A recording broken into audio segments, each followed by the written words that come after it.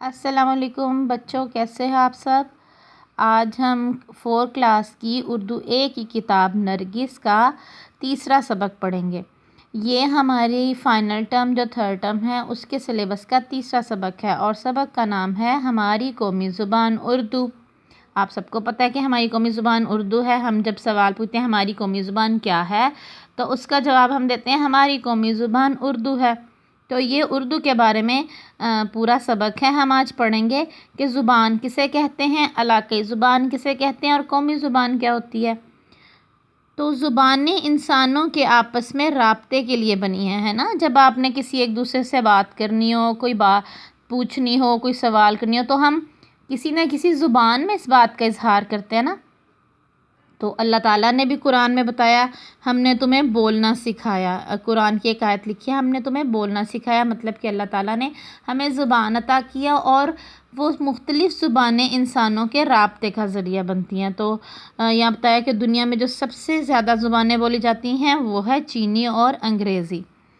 تو آپ کو پتہ ہے چینی کس زبان کا، جو ملک چین ہے اس کی زبان، وہاں کے رہنے والے جو زبان بولتے ہیں اس کو چینی زبان بولتے ہیں، اور انگریزی آپ کو پتہ ہے سب انگریزی بولتے ہیں۔ اسی طرح جو برصغیر پاک و ہند میں لوگ رہتے تھے وہ کچھ سنسکرت، ہندی اور اردو بولتے تھے۔ تو جب پاکستان بن گیا، علیحدہ ملک بن گیا، تو قائد اعظم نے پاکستانیوں کو بتایا کہ ہماری قومی زبان، ہماری سرکاری زبان سے مراد ہے جو سرکاری دفاتر میں، سرکاری اسکولوں میں جو زبان استعمال ہوگی وہ ہماری زبان اردو ہوگی، اور اردو ہماری قومی زبان ہے۔ اچھا، ایک ہوتی ہے علاقائی زبان۔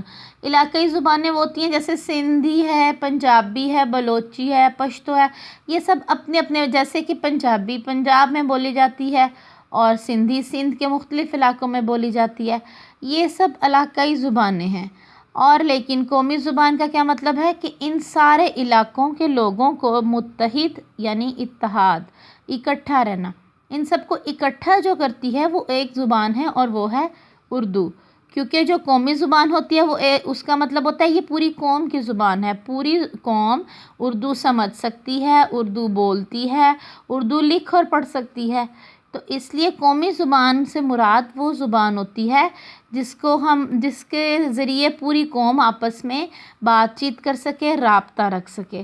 تو اردو کے بارے میں ہمیں اس سبق میں بتایا ہے کہ اردو اپنی خوبیوں کی وجہ سے ترقی کرتی جا رہی ہے۔ خوبیاں کیا ہیں اس کی؟ خوبی یہ کہ یہ بہت پیاری، بہت آسان زبان ہے، بہت میٹھی زبان ہے۔ تو آج کل اسی سبق میں ہم پڑھیں گے کہ مختلف قسم کے سافٹ ویئر، جیسے موبائل فون اور کمپیوٹر وغیرہ میں سافٹ ویئر ہوتے ہیں نا، تو اس میں ٹائپنگ بھی اردو میں آ گیا جو کہ بہت آسان ہے۔ تو ہم سب کو چاہیے کہ ہم اچھی اردو لکھیں، پڑھیں، کیونکہ یہ ہماری قومی زبان ہے۔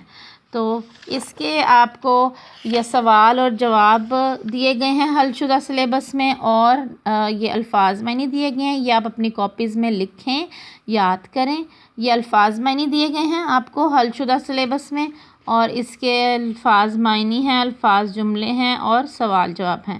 یہ سب آپ اچھے سے یاد کریں، اچھی سے پڑھائی کریں، اور آپ اپنی کاپیز میں لکھ کے یاد کریں اور پھر لکھیں۔